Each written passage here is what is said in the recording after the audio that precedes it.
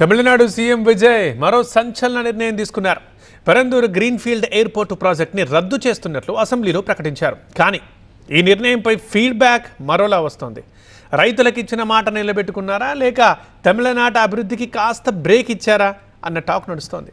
CM Vijay నిర్ణయాన్ని స్వాగతించే వాళ్ళు కొంతమంది ఉంటే వ్యతిరేకిస్తున్న వాళ్ళు ఎక్కువ మంది కనిపిస్తున్నారు. మరింతకీ ప్రతిపక్ష డిఎంకే ఏమంటోంది?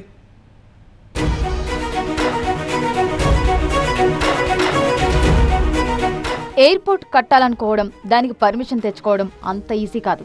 కానీ అన్ని అనుమతులు వచ్చిన తర్వాత ఎయిర్పోర్ట్ ప్రాజెక్టును రద్దు చేయడం నిజంగా సంచలనమే. పరందూర్ గ్రీన్ఫీల్డ్ ఎయిర్పోర్ట్ ప్రాజెక్టును రద్దు చేస్తున్నట్లు నిండు సభలో ప్రకటించారు సీఎం విజయ్. దీనిపై తమిళనాట భిన్నాభిప్రాయాలు వినిపిస్తున్నాయి. చెన్నైకి అతి దగ్గరలో మరో ఎయిర్పోర్ట్ వస్తుందని ఆశించిన వారికి సీఎం విజయ్ తీసుకున్న ఈ నిర్ణయం ఏమాత్రం నచ్చలేదు. బట్ ఎందుకు రద్దు చేయాల్సి వచ్చిందో కారణాలు చెప్పింది విజయ్ సర్కార్. ఈ ప్రాజెక్టు కోసం కేటాయించిన 5,369 ఎకరాల భూమిలో దాదాపు 55% సాగు భూములు, జలాశయాలు, చిత్తడి నెలలే ఉన్నాయంటోంది సర్కార్. దీనివల్ల భవిష్యత్తులో రన్వే కార్యకలాపాలకు ఇబ్బందులు రావడమే కాకుండా వరదల ముప్పు కూడా పొంచి ఉందని ముఖ్యమంత్రి ఓ స్టేట్మెంట్ ఇచ్చారు.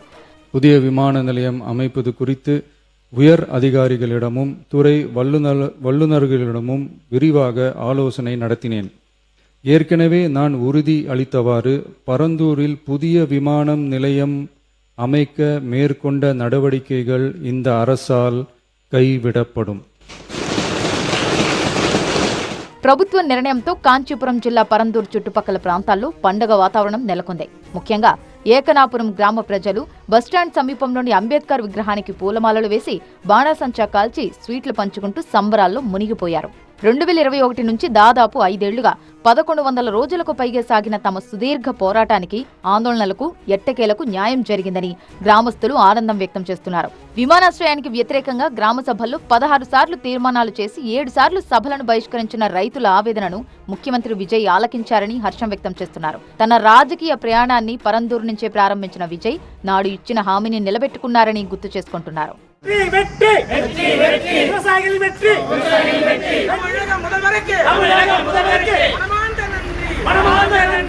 మరోవైపు ఈ నిర్ణయంపై ప్రధాన ప్రతిపక్షం డీఎంకే నిప్పులు చెరిగింది. ముఖ్యమంత్రి విజయ్ ప్రకటనకు నిరసనగా డీఎంకే శాసనసభ్యులు అసెంబ్లీ నుంచి వాకౌట్ చేశారు. కేవలం సంకుచిత రాజకీయ ప్రయోజనాల కోసం రాష్ట్ర ప్రయోజనాలను పణంగా పెట్టవద్దని డీఎంకే అధినేత మాజీ ముఖ్యమంత్రి ఎంకే స్టాలిన్ మండిపడ్డారు. అన్ని ప్రత్యామ్నాయాలను పరిశీలించిన తర్వాతే తాము పరందూర్ని ఎంపిక చేశామని, భూసేకరణ దాదాపు తుది దశకు చేరిన తరుణంలో ప్రాజెక్టును రద్దు చేయడం కరెక్ట్ కాదన్నారు స్టాలిన్. ప్రభుత్వ చర్యల వల్ల తమిళనాడు ప్రగతి కొన్ని దశాబ్దాలు వెనక్కిపోతుందని, ఇది పొరుగును ఉన్న పోటీ రాష్ట్రాలకు జాక్పాట్ వంటిదని స్టాలిన్ ఆవేదన వ్యక్తం చేశారు. ప్రభుత్వ నిర్ణయంపై పారిశ్రామికవేత్తలు, ఆర్థిక నిపుణులు, అభివృద్ధిని కోరుకునే వారి నుంచి కూడా వ్యతిరేకత వ్యక్తమవుతోంది. చెన్నై వంటి గ్లోబల్ సిటీకి రెండో విమానాశ్రయం అత్యంత కీలకమని, ఎయిర్పోర్టు రద్దుతో భవిష్యత్తులో వచ్చే భారీ పెట్టుబడులు, అంతర్జాతీయ సంస్థలు పొరుగు రాష్ట్రాలకు తరలిపోయే ప్రమాదం ఉందని ఆందోళన వ్యక్తం చేస్తున్నారు. ఇది యువత ఉపాధి అవకాశాలను దెబ్బతీస్తుందని హెచ్చరిస్తున్నారు. ప్రజల నుంచి ఒకలాంటి వ్యతిరేకత అయితే బాగానే వ్యక్తమవుతోంది. హార్డ్ కోర్ టీవీకే సపోర్టర్లు తప్పితే మిగతా అన్ని సైడ్ల నుంచి ఒక పక్కన ఇండస్ట్రియలిస్టులు, లేకపోతే డెవలప్మెంట్ కోరుకునే ప్రతి సెక్షన్ నుంచి కూడా ఇది ఒక షాకింగ్ న్యూస్గానే ఉంది ఇక్కడ. ఎందుకంటే ఇక అయిపోయింది, ఇంకొక 5 ఏళ్లలోనో 10 ఏళ్లలోనో మనకు ఒక ఎయిర్పోర్ట్ రాబోతుంది అనేటువంటి ధీమాలో ఉన్నటువంటి ఎన్ఐ వాసులకి ఇప్పుడు ఇది ఒక షాకింగ్ న్యూస్గా ఉంది. దానికి అనుగుణంగానే ఇవాళ కొన్ని పారిశ్రామిక అసోసియేషన్స్ ఏవైతే ఉన్నాయో, హెడాయి లాంటి సంస్థలు, రియల్ ఎస్టేట్కి సంబంధించినటువంటి సంస్థలు ఏదైతే ఉన్నాయో, వాళ్ళు ఇచ్చిన స్టేట్మెంట్లో కూడా ఇది షాకింగ్గానే ఉంది.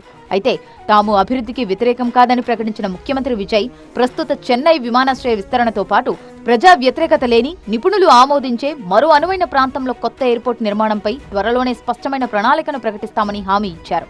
ఒకవైపు రైతులు, పర్యావరణ ప్రేమికులు తమ భూములు, జలాశయాలు దక్కాయని సంతోషపడుతుంటే, మరోవైపు రాష్ట్ర పారిశ్రామిక, ఆర్థిక ప్రగతికి ఇది గొడ్డలి పెట్టు అని విపక్షాలు, పారిశ్రామిక వర్గాలు ఆందోళన వ్యక్తం చేస్తున్నాయి.